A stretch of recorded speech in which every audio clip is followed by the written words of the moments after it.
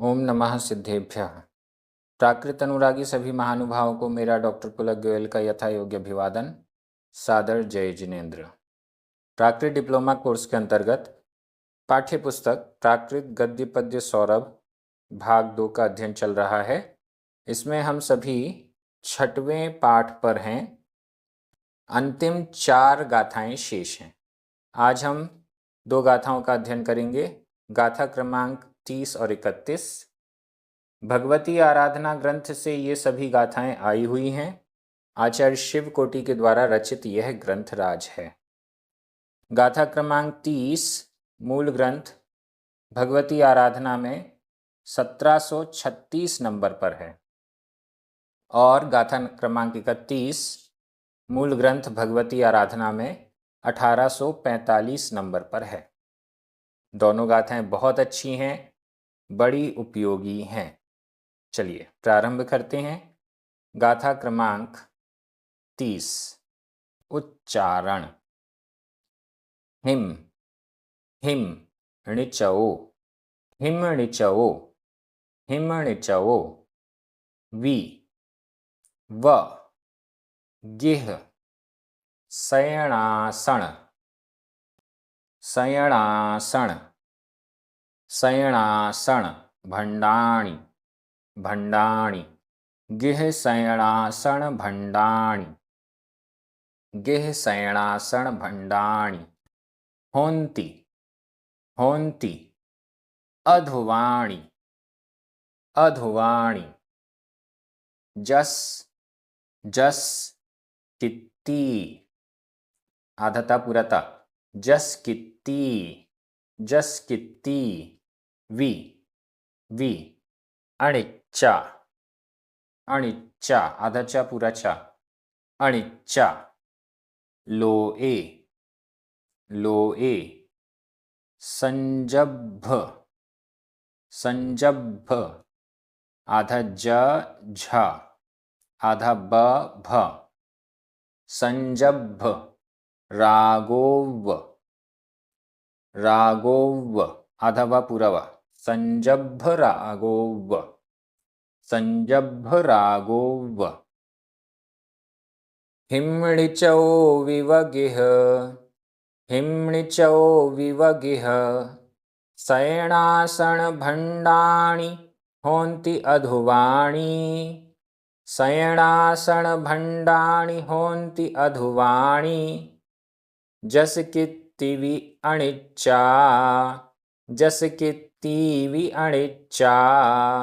लोए संजभ रागोव लोए संजभ रागोव। बहुत अच्छी गाथा। पूर्व की गाथाओं में संसार के विषय भोग अनित्य हैं, ये वर्णन चल रहा था। यह गाथा भी इसी बात को आगे बढ़ा रही है। हिम्णिचौ हिम्णिचौ हिम हिम का निचय निचय यानी समूह। हिम बर्फ का समूह बर्फ का समूह। वि व समान बर्फ के समूह के समान बर्फ के समूह की तरह। गिह शयन आसन शयनासन यहाँ संधि विच्छेद कर लें। शयन प्लस आसन णा में छोटा आ आसन का बड़ा आ छोटा आ और बड़ा आ मिलकर बड़ा आ हो गया। शयन आसन शयनासन। भंडाणी गिह ग्रह घर शयन शयन शय्या आसन आसन। भंडाणी भंड भांड भांड का अर्थ होता है बर्तन। घर बिस्तर आसन बैठने की कुर्सी टेबल आदि। और बर्तन भांड भंड भांड बर्तन ये सभी। होन्ति होते हैं।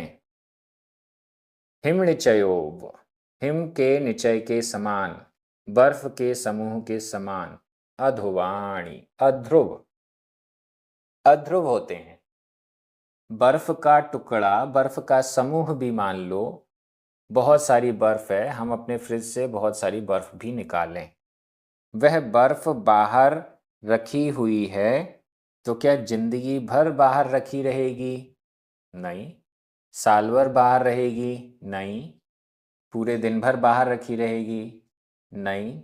वो तो कुछ मिनटों में ही घुलकर पानी बन जाती है, अध्रुव है।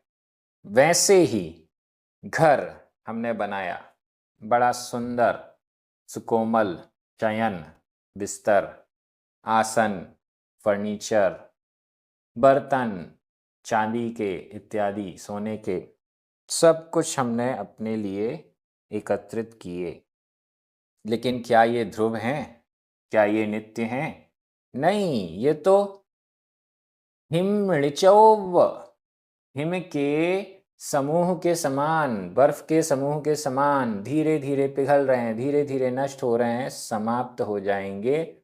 ध्रुव नहीं है, अध्रुव हैं, स्थिर नहीं है, अस्थिर हैं, कुछ समय के लिए ही हमारे साथ हैं, हमेशा साथ रहने वाले नहीं। आगे क्या कह रहे हैं?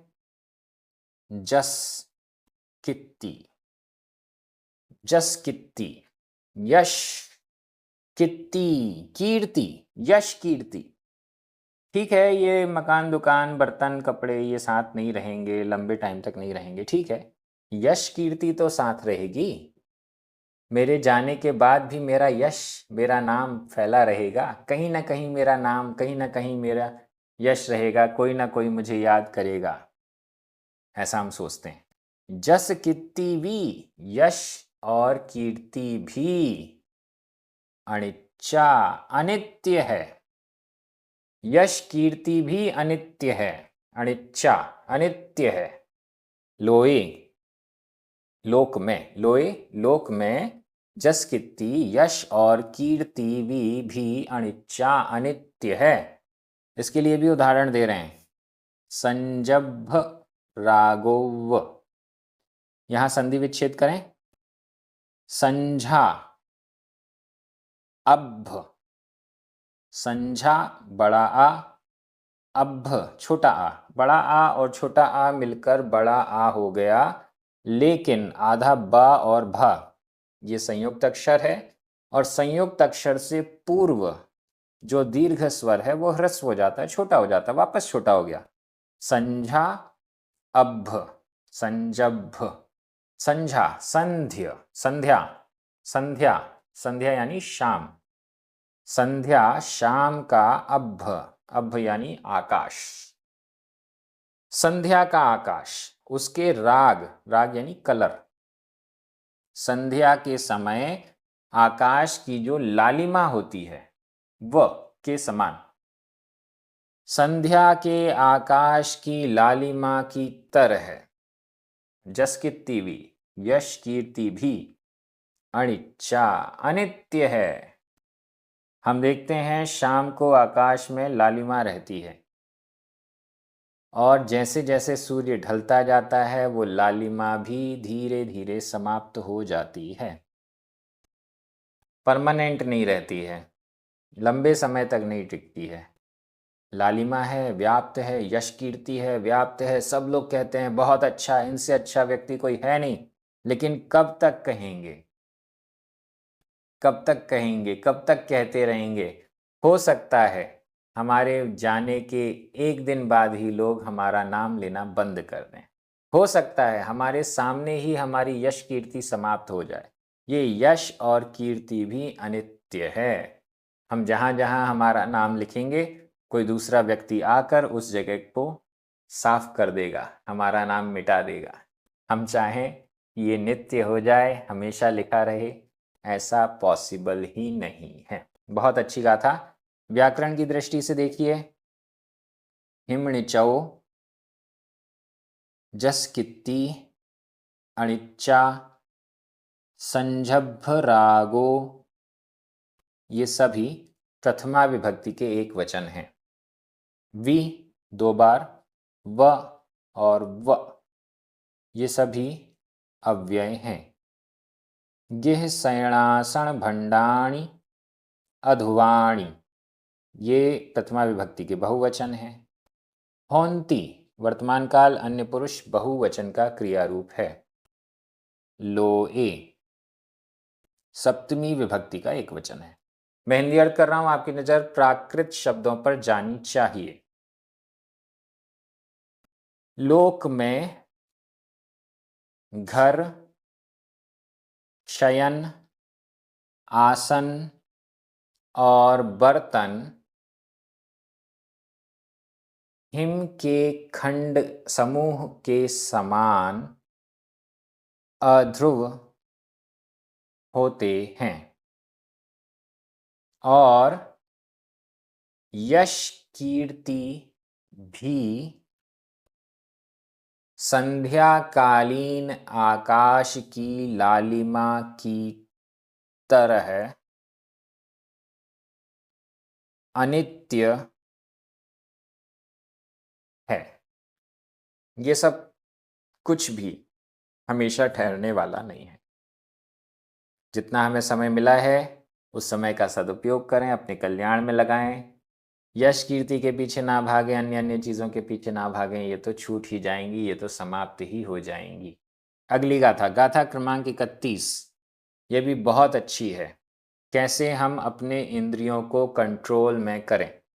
उच्चारण, इंद्रिय, इंद्रिय आधा ना द, इंद्रिय दुदंतस्सा, दुदंतस्सा आधा द पूरा द, आधा ना त, आधा सा पूरा सा। इंद्रिय दुदंतस्सा, इंद्रिय दुदंतस्सा, इंद्रिय दुदंतस्सा।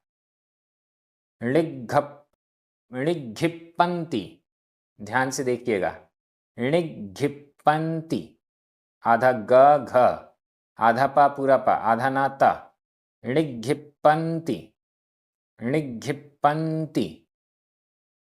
दम णाण खलिणीहिम, दम णाण खलिणीहिम, दमणाण खलिणीहिम।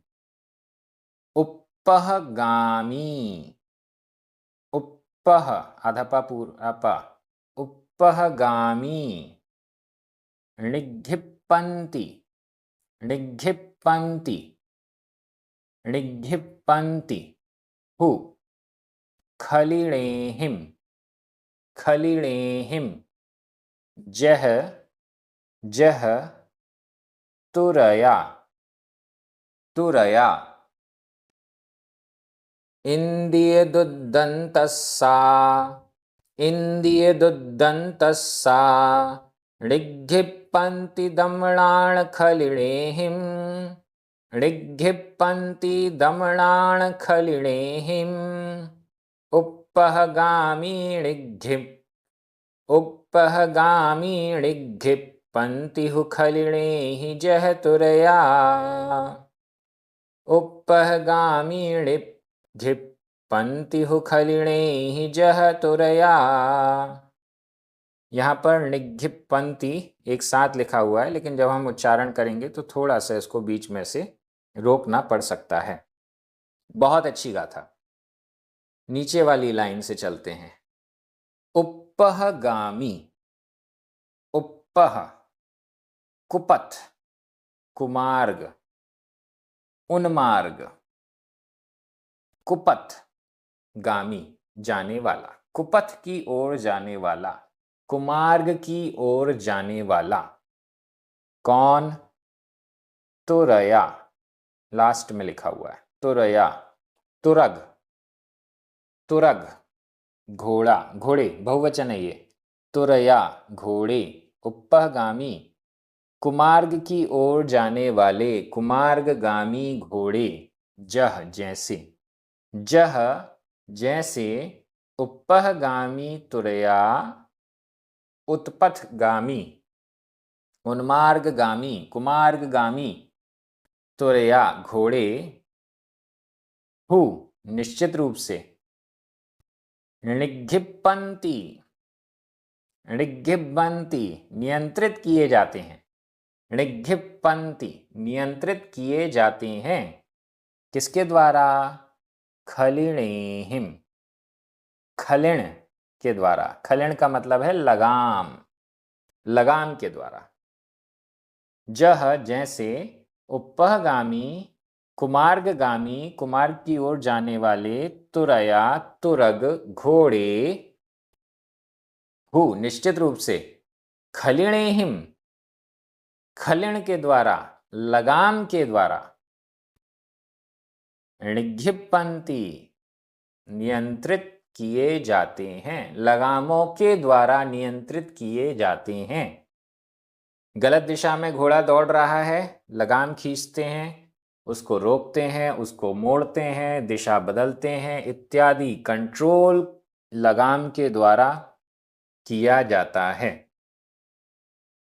इसी प्रकार ऊपर की लाइन में, ये तो एकदम सिंपल है, घोड़े चलाना जो जानते हैं वो लगाम से, चाबुक से इत्यादि चीज़ों से घोड़े को कंट्रोल करते हैं।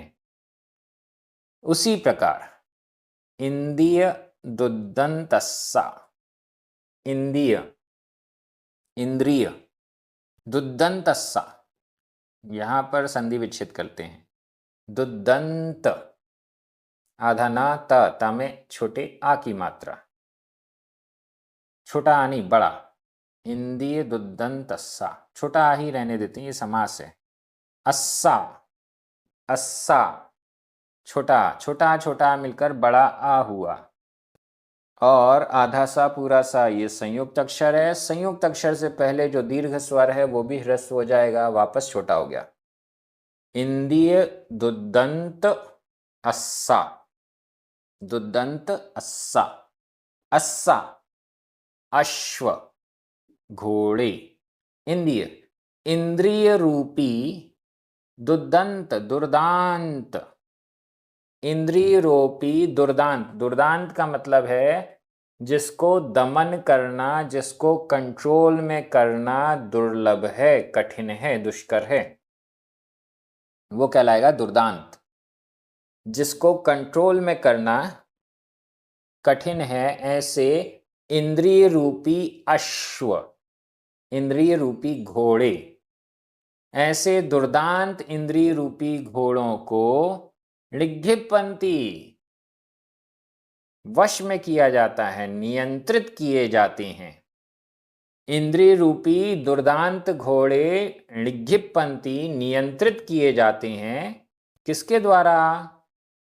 दम णाण खलिणेहि, दम इंद्रियों का दमन और णाण ज्ञान, दमन और ज्ञान रूपी खलिणेहिम खलिण लगामों के द्वारा, दमन और ज्ञान रूपी खलिण लगामों के द्वारा, इंद्रिय दुर्दंतस्सा इंद्रिय रूपी दुर्दांत अश्व घोड़े ऋग्भिपन्ति नियंत्रित किए जाते हैं, वश में किए जाते हैं। जिस प्रकार नीचे लिखा था, जह जैसे, उपहगामी तुरैया उन्मार्गगामी घोड़ों को खलिणे ही लगामों के द्वारा नियंत्रित किया जाता है, वैसे ही इंद्रिय रूपी दुर्दांत अश्वों को यदि हमें नियंत्रित करना है तो इंद्रियों का दमन और ज्ञान इन लगामों के द्वारा ऐसा किया जा सकता है। इंद्रियां भागती हैं, हम सोचते हैं कि सही मार्ग पर चलें, वो उल्टे मार्ग पर चली जाती हैं। इंद्रियां और मन कभी नियंत्रित नहीं हो पाते, उनका नियंत्रण होगा दम और ज्ञान रूपी लगामों के द्वारा, इसके बिना वो कंट्रोल में नहीं आएंगे। गाथा बहुत अच्छी है, व्याकरण की दृष्टि से देखते हैं। इंद्रिय दुद्दंतस्सा उपहगामी तुरया, ये सभी प्रथमा विभक्ति के बहुवचन हैं। ऋग्भिपन्ति 2 बार आया है, वर्तमान काल अन्य पुरुष बहुवचन का क्रिया रूप है। दम णाण खलिणेहिम, और नीचे भी खलिणेहिम, ये तृतीया विभक्ति के बहुवचन हैं। हु जह, ये दोनों ही अव्यय हैं। मैं हिंदी अर्थ कर रहा हूं, आपकी नज़र प्राकृत शब्दों पर जानी चाहिए। जैसे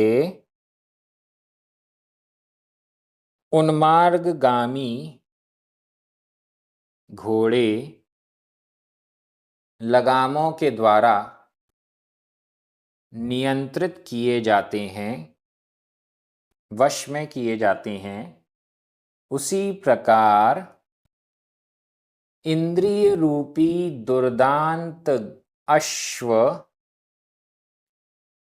इंद्रियों का दमन और ज्ञान रूप लगामों के द्वारा नियंत्रित किए जाते हैं।